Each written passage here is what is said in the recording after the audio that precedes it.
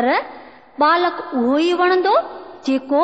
School वञण लाइ किताबनि जी बैग खणंदो, पढ़ंदो लिखंदो ऐं अंग ॻणण सिखंदो।